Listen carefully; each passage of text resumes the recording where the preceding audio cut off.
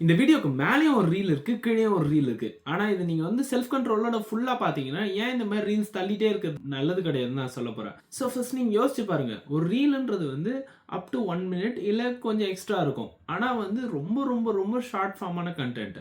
So இதனால என்ன ஆகுது, நீங்க ஒரு மணி நேரத்துக்கு வந்து 30, 40, 50 வீடியோ கூட பாக்குறீங்க.